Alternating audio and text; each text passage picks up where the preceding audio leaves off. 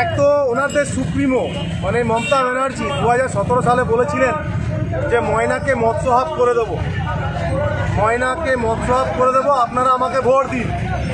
ময়নার মানুষ, মৎস্যজীবী তথা সমস্ত মানুষ টিএমসিকে ভোট দিয়েছিল এবং তা সত্ত্বেও কোনো মৎস্যহাবের কোনো চিন্তাভাবনা নেই, কোনো কিছু নেই।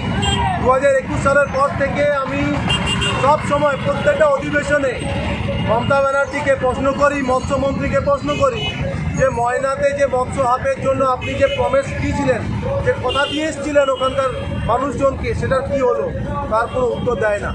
হঠাৎ করে শুনলাম এখনকার যে মৎস্যমন্ত্রী উনি বলেছেন যে ময়নাতে মৎস্যজীবীরা ভীষণ লোভী, এরা হচ্ছে মাছে যে খাবার দেয় সেই খাবারটা ডুবে যায়, বিভিন্ন রকমের কথাবার্তা বলেছে। ময়নার মাছের স্বাদ নেই, এইসব কথাবার্তা বলেছে।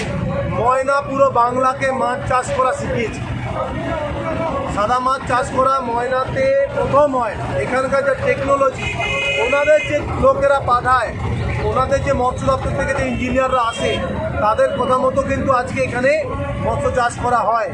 কিন্তু তার মন্ত্রী যদি এই কথা বলে, নিশ্চয়ই এই মন্ত্রীর কোনো কমিশন আছে যে খাবারের কোনো একটা প্রোডাক্ট বলবে যে খাবারটা বেঁচে থাকবে। 100% এর পেছনে একটা কমিশন আছে। সেই কারণে এই মন্ত্রী, এরা তো পয়সা ছাড়া কি চেনে না, কাটমানি ছাড়া কিছু বোঝে না।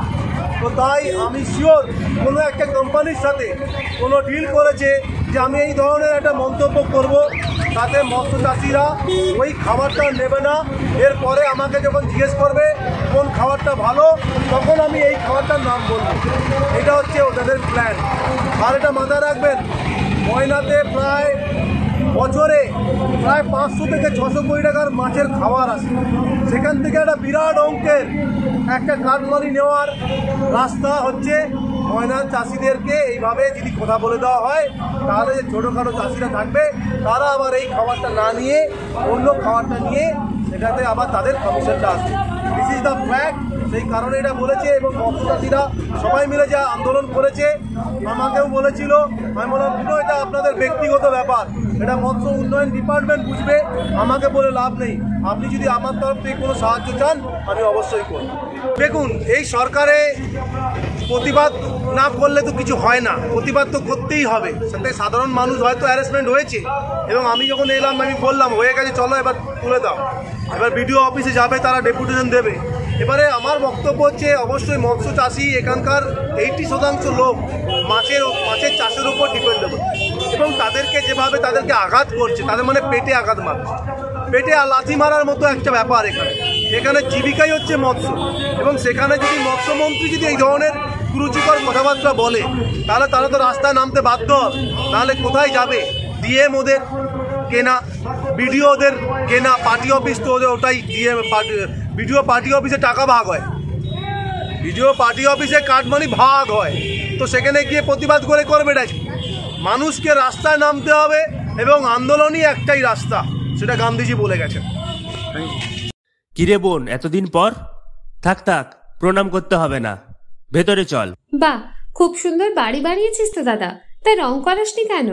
রং তো করাবো, কিন্তু ইন্টেরিয়র ওয়াল, এক্সটেরিয়র ওয়াল ইত্যাদির জন্য কোন কোম্পানির রং ভালো, কোথা থেকে নেব, কাকে দিয়ে করাবো, এসব সম্বন্ধে তো আমি কিছুই জানি না। ও দাদা, সেজন্য তোর নিকটবর্তী এশিয়ান পেইন্টসের একমাত্র easy colour prime store Gunamoyee enterprise আছে তো। গুণময়ী এন্টারপ্রাইজ দেয় Asian Paints safe painting service.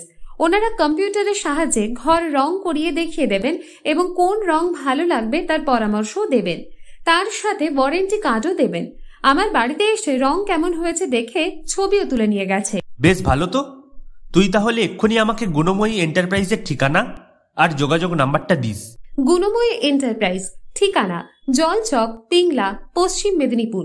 যোগাযোগ নাম্বার 8240720151।